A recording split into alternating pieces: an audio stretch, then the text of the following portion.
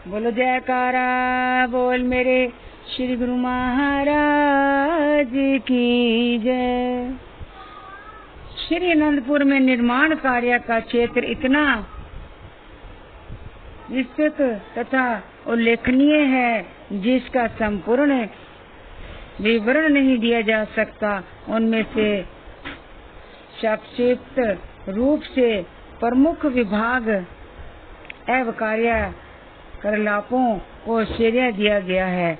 Railway ticket घर श्री अनंतपुर में बनाए जाने वाले पर्वों पर आई हुई संगत के लिए पहले अशोकनगर से रेलवे टिकट बुकिंग का प्रबंध हुआ करता था, जिससे दर्शनार्थियों को अत्यंत असुविधा होती थी। महाप्रभु जी ने महात्मा शांत पूर्णानंद जी को फरमाया कि रेलवे विभाग के साथ संपर्क जोड़कर और उसके नियम व कानून को पास करवाकर संगतों को रेलवे टिकट की यहाँ पर ही सब सुविधा उपलब्ध करवाओ, ताकि संगत को अशोकनगर स्टेशन पर जाकर किसी प्रकार की कठिनाई न हो। यह कार्य सरल तो नहीं है, परंतु श्री आज्ञा को सम्मुख रखकर सहनशील बनकर साहस से इस कार्य को पूर्ण करो। श्री आज्ञा शिरोधार्य कर महात्मा जी ने उसके लिए अत्यंत परिश्रम एवं उत्साह से बड़े ऑफिसरों से मिलकर मजबूरी और जरूरी का परिचय देकर बार बार उनसे अनुरोध कर कुछ समय में ही इस कार्य को की स्वीकृति प्राप्त कर ली। उस समय महात्मा विचार रामानंद जी भक्त शेष वेश में साथ थे। उन्होंने अनुभव किया कि गुरु भक्ति पथ पर अडिग रहने के लिए त्याग, धैर्य, निर्मलता तथा उत्साह की कितनी जरूरत होती है। उसका साक्षात प्रमाण इन्होंने महात्मा जी के जीवन में देखा। श्री अनंतपुर में ही यह सुविधा प्राप्त हो जाने से अब हजारों शरणार्थी पूर्व पर इस शुभ अवस्था का लाभ उठा रहे हैं। महात्मा जी ने हजारों की संख्या में दर्शनार्थी संगतों को पूर्व के समीप एक ही समय में टिकट बुकिंग करवाने में कठिनाई होने पर श्री चरणों में विनय की आज्ञा पाकर वैसाखी एवं व्यास पूजा को मुख्य पूर्व पर केवल श्री अनंतपुर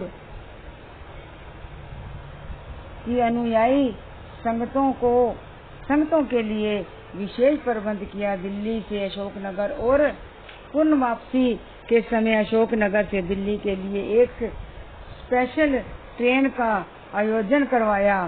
उसमें आते जाते समय सुरक्षा का पूरा ध्यान रखा जाता है। इससे हजारों यात्रियों को श्री अनंतपुर में पहुंचने का सुगम साधन मिल गया है। श्री दरबार की महिमा का गुणगान एवं भजन कीर्तन के कारतम्य में सभी यात्री प्रसन्नता पूर्वक यात्रा करते हैं।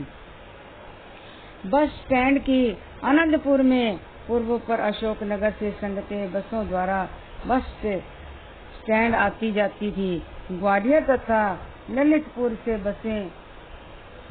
बसों अथवा टैक्सी द्वारा जाने वाले यात्रियों के लिए भी यही एक बस स्टेशन था,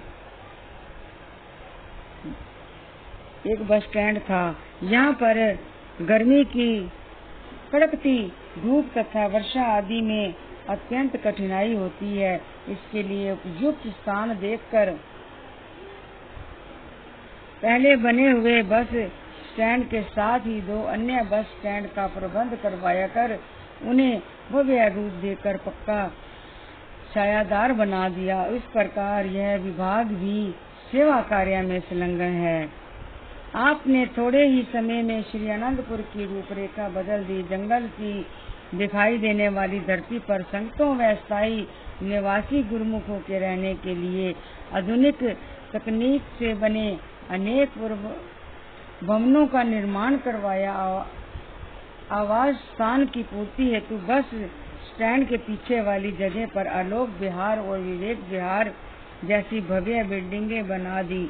यहाँ बड़ी बड़ी कैंटीनों का निर्माण कर संगतों के लिए हर सुविधा सुलभ कर दी। शांति नगर के पीछे विशाल नगर और प्रेम नगर कि अनेक बिल्डिंगों का निर्माण कर स्थायी निवासी गुरुमुखों के लिए आवास क्षेत्र को कई गुना बढ़ा दिया।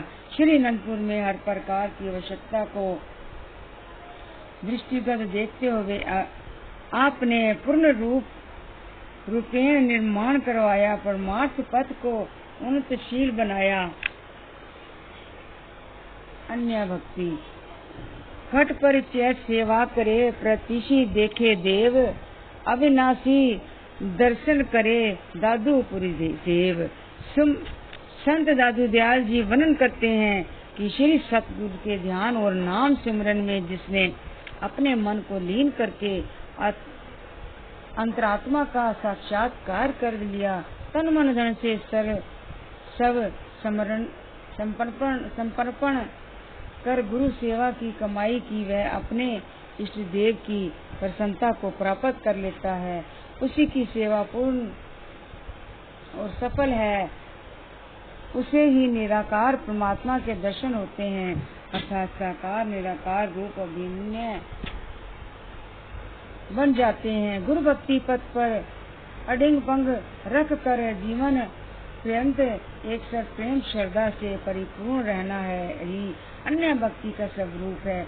ऐसे अन्य सेवक संत महात्मा गुरु भक्ति अध्यात्म के इतिहास में अंकित हो जाते हैं। यहाँ पर कुछ एक का ही विवरण दिया गया है। दिवाकर अपनी प्रखर किरणों के तेज से दिन में जगमगाता है, चंद्रमा रजत चांदनी बिखेरता हुआ रात्रि को जगमगाता है, और एक साधन के अंतर्मानस की तेजस्वी आभा उसके हर रोम रोम में छिड़कने लगती है। जब वह साधना में रत होता है, परंतु महापुरुष दिन रैन पल प्रतिपल एक दिव्यालौकिक नूर के प्रकाश से जगमगाते रहते हैं, जिसे उनके ज्योतिमय मुखमंडल को निहारने का सौभाग्य मिल जाता है। जो अपने ध्यान को उस स्वरूप में एकाग्र कर लेता है, उसका जीवन भी अलौकिक हो जगमगा उठता है। ऐसी ही सौभाग्यशाली व अति विशेष रूहों में से एक थे महात्मा दर्शना अलखानंद जी, जिनका सारा जीवन गुरु भक्ति का एक जीवंत उदाहरण रहा है। बचपन से ही गंभीर प्रकृति के होने के कारण खेल कूद व अन्य क्रीड़ाओं में कोई रुचि न थी। अपनी ही मस्ती में सदा भजन और गुरु ज्ञान में लीन रहते। हृदय की तार सदैव अपने इष्ट देव के चरणों से जुड़ी रहती और हित से सेवा में संलग्न रहते। उनका समूचा परिवार भक्ति भाव के विचारों से पूर्ण था और श्री सतगुरुदेव महाराज जी द्वितीय पातशाही जी के समय शरणागत हो गया। श्री प्रभु जी ने उनके प्रबले संस्कारों को जानते हुए उन्हें बहुत छोटी उम्र में ही साधु वेश प्रदान करके अपना निजी सेवादार बना लिया। श्री तृतीय पातशाही जी महाराज और श्री चतुर्थ पातशाही जी महाराज जी के समय में भी श्री चरणों में रहकर एक रस पूर्ण निष्ठा से सफलता ही आज्ञा में तल्लीन रहे। इन्हें मान सम्मान पाने की शेल मात्र भी इच्छा नहीं होती थी। केवल प्रभु चरणों की समीपता में सदा तत्पर रहना ही मुख्य लक्ष्य था। सत्यता, सादगी, संशीलता से गुण उनके दास थे। श्री परमहंस दाता दयाल जी श्री पंचम पातशाही जी महाराज जी के श्री चरणों में उनका ऐसा लौकिक प्रेम व अनुराग था कि वह संगतों को दर्शन देने से पूर्व सर्वप्रथम महात्मा जी को पास बुलाते, आशीर्वाद देकर फरमाते, महात्मा जी आपको देखे बिना हम कार्य आरंभ ही नहीं कर पाते। एक बार का वृतांत है कि महात्मा जी का स्वास्थ्य कुछ ठीक ना था और उन्हें उपचार हेतु कुछ दिन के लिए सुखपुर अस्पताल में भर्ती होना था। जैसे ही श्री चरणों में विनय हुई महाप्रभु जी तुरंत उनके कक्ष की ओर चल दिए। महात्मा जी अवस्थ होने के कारण चारपाई पर लेटे हुए थे। श्री सतगुरुदेव जी महाराज उनके निकट ही कुर्सी पर विराजमान हो गए। जब श्री प्रभु जी कुर्सी से उठने लगे तो महात्मा जी ने आपके पावन चरण कमलों को स्पर्श करना चाहा, परंतु उनका हाथ ही श्री चरणों तक पहुँच नहीं पा रहा था। परम दयालु पर उपकारी प्रभु जी ने अपना दायां चरण थोड़ा ऊंचा उठा लिया और महात्मा जी ने श्री चरण स्पर्श कर अपनी मनोभावना को पूर्ण किया। इस प्रकार अपने प्रिय सेवक की हार्दिक अभिलाषा को पूरा करने के पश्चात श्री प्रभु जी ने दिव्य सत्संग भवन में बैठी संगत को पावन श्री दर्शनों से कृतार्थ किया। श्री प्रभु जी जब भी श्री प्रयाग धाम में विदेश यात्रा के लिए जाते तो महात्मा जी अपने समय को साकार करते हुए अंदर की सेवा के साथ साथ प्रिंटिंग प्रेस की सेवा करते। एक बार विदेश में 40 दिन का प्रोग्राम होने के कारण महात्मा जी ने विनय की कि श्री प्रभु जी ने उन्हें कोई सेवा प्रदान करे। महाप्रभु जी ने उर्दू में लिखित श्री अमृत प्रवचनों की कापियां देते हुए फरमाया कि जितना इसमें से हो सके आप पढ़कर हिंदी में अनुवाद करवा देना। महात्मा जी ने तो ना दिन देखा ना रात, अंतर्मन में एक ही लगन लगी हुई थी कि जितनी सेवा मिली है सब पूर्ण करनी है। इसी धुन में प्रातः श्री आरती पूजा के पश्चात 7 बजे से लेकर रात्रि के 12 बजे तक अविराम कर लगे रहते और इस सेवा कार्य को पूर्ण किया। महाप्रभु जी ने श्री प्रयाग धाम में पहुंचकर जब सब कापियों का अनुवाद हिंदी में पाया तो मुस्कुराते हुए फरमाया, महात्मा जी कार्य तो बहुत अधिक था, आपने अपनी दृढ़ लगन और परिश्रम से इसे इतनी जल्दी पूर्ण कर दिया।